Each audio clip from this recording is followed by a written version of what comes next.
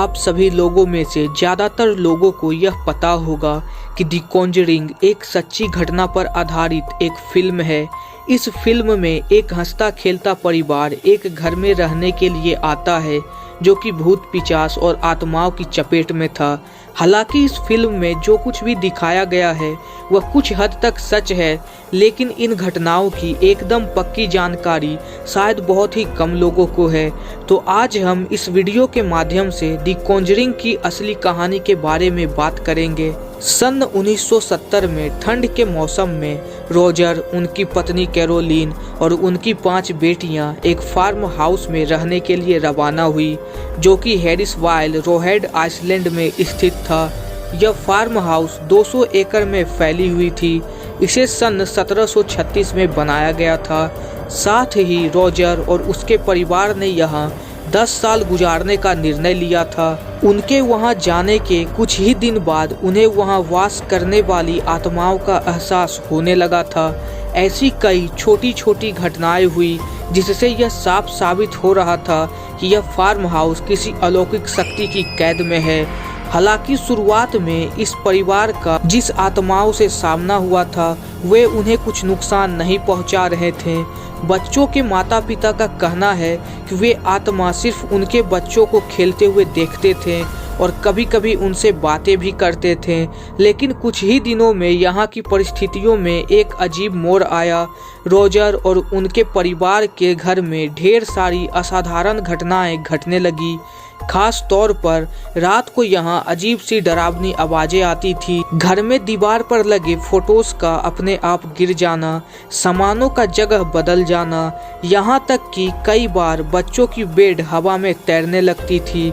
इन सारी हरकतों से यह परिवार काफी घबराने लगा। उन दिनों रात को घर के हॉल में आत्माओं का बसेरा था, खास तौर पर छोटे बच्चों की आत्माएं जो कि इस परिवार को रात भर सोने नहीं देती थी। सब कुछ फिर भी काफी हद तक नियंत्रण में था, लेकिन उसके बाद अचानक से एक ऐसी आत्मा का यहाँ आगमन हुआ जिससे यह घर बहुत ही ज्यादा भूतिया जगह में तब्दील हो गया। यह रूह जिस औरत का था उसका नाम था बसीबा।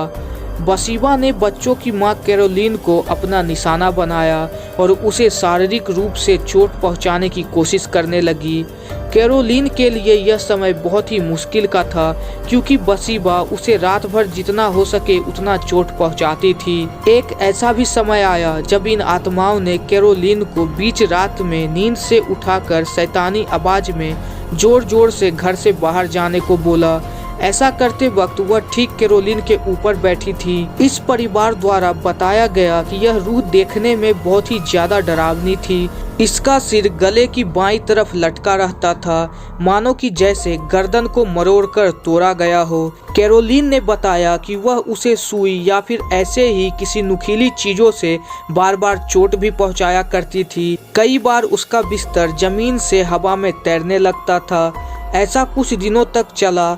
उसके बाद अचानक से यह सब कुछ बंद हो गया। बसीबा अब कैरोलीन को नुकसान पहुंचाने की बजाय उसके शरीर को अपने काबू में करने लगी थी। वह उसके शरीर में धीरे धीरे अपना अधिकार जमाने में कामयाब भी होने लगी थी। अगर हम बसीबा की निजी जिंदगी में झांकने की कोशिश करें तब हमें कुछ कड़ियाँ आपस में जुड़ती हुई दिखाई देती है। बसीबा थेयर का जन्म सन 1812 में रोहेड आइसलैंड में हुआ था। 10 मार्च 1844 में बसीबा की शादी एक ऐसे व्यक्ति से हुई जिसका नाम शेरमैन था और वह लोग अपनी शादीशुदा जिंदगी बिताने इस फार्म हाउस में आए थे। बसीबा को एक बेटा था और ऐसा बोला जाता है कि बसीबा के और भी 3 बच्चे थे जो कि बचपन में ही रहस्यमय तरीके से मृत अवस्था में पाए गए थे।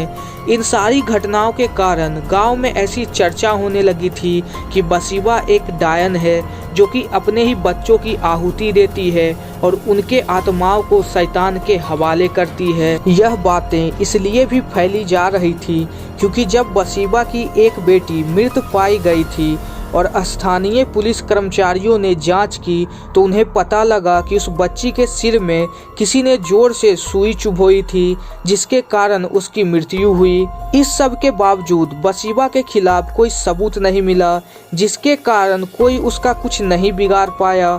सन 1885 में बसीबा की मृत्यु हुई। उसने खुद को फांसी लगाकर अपनी जान दे दी। उसने ऐसा क्यों किया यह शायद कोई भी नहीं जानता। बार बार इन घटनाओं की वजह से रोजर ने वॉरेन की मदद लेने की सोची। वॉरेन उन दिनों अपनी पैरानॉर्मल रिसर्च और थ्योरीज को लेकर काफ़ी मशहूर थे। उन्होंने कई लोगों की मदद करके उन्हें आत्माओं की चुंगल से बचाया था। जैसे ही वॉरेन ने उस घर में प्रवेश किया, उन्हें वहां असाधारण शक्तियों का एहसास हुआ। वॉरेन को यह पता लगाते देर नहीं लगी कि कैरोलिन के शरीर में अब उसका कब्जा नहीं था, बल्कि किसी बहुत ही ताकतवर और शैतानी आत्मा का कब्जा था। वॉरेन ने यह तय किया कि वे पूरी घर की तहकीकात करेंगे और आत्माओं को दूर भगाएंगे। यह कदम उन पर ही भारी पड़ा, क्योंकि ऐसा करने से आत्माएं और भी चिढ़ गई और घर के सामानों को इधर उधर पटकने लगी। फिल्म में हमें ऐसा दिखाया गया है कि वॉरेन ने एक्सोर्सिज्म की प्रक्रिया कैरोलिन पर की थी, पर असल में वॉरेन ने एक्सोर्सिज्म किया ही नहीं था। उन्होंने सांसें नामक प्रक्रिया का इस्तेमाल किया था, जिसकी मदद से कोई भी मरे हुए लोगों से एक कॉन्टेक्ट बनाकर उनसे बात कर सकता है। कैरोलिन की सबसे बड़ी बेटी एंड्रिया ने यह साफ साफ बताया कि वॉरेन ने उस रात सांसें की प्रक्रिया का सहारा लिया था, जिससे यह स्थिति और भी बदतर हो गई। उन्होंने एक ऐसे रहस्यमय दरवाजे को खोलकर आत्माओं को बुलाया, जिसे वह कभी वापस बंद ही नहीं कर पाए। इस सब घटनाओं के पश्चात एंड्रिया के पिता रोजर ने वॉरेन को घर से बाहर निकाल दिया था। आर्थिक कमियों के कारण कैरोलिन और उसका परिवार अगले 7 साल तक इस घर को छोड़ नहीं पाए और इन घटनाओं से जूझते रहे। उसके बाद उन्होंने इस घर को छोड़कर जॉर्जिया नाम के शहर में अपना नया घर बसाया, लेकिन दुर्भाग्यवश उनका पीछा इन असाधारण घटनाओं से वहां भी नहीं छूटा और जॉर्जिया में उनके परिवार के साथ कुछ न कुछ अनहोनी होती रहती थी। सन 2011 में एंड्रिया ने इस घटनाओं पर एक किताब लिखी, जो कि 3 भाग में उपलब्ध हुए। इस किताब का नाम house of darkness house of light है। 2013 में फिल्म द कॉन्जरिंग, जिसका निर्देशन जेम्स वैन ने किया था, इस फिल्म को काफ़ी सफलता मिली। जब यह मूवी बन रही थी तब लॉरेन ने इसके सेट पर जाकर अपनी सलाह दी थी, ताकि इस फिल्म का वास्तविकता से संबंध जुड़ा रहे। तो दोस्तों, यह थी दी कॉन्जरिंग की असली कहानी। अगर आपको यह स्टोरी पसंद आई हो तो हमें कमेंट्स में ज़रूर लिखकर बताएं, और अगर आपको यह वीडियो पसंद आई हो तो इस वीडियो को एक लाइक करें, हमारे चैनल फैक्ट बस्टर को सब्सक्राइब करें और बेल आइकन प्रेस करना ना भूलें। हम मिलते हैं आपसे अपनी अगली वीडियो में इसी तरह के कुछ दिलचस्प टॉपिक्स के साथ। जय हिंद, वंदे मातरम।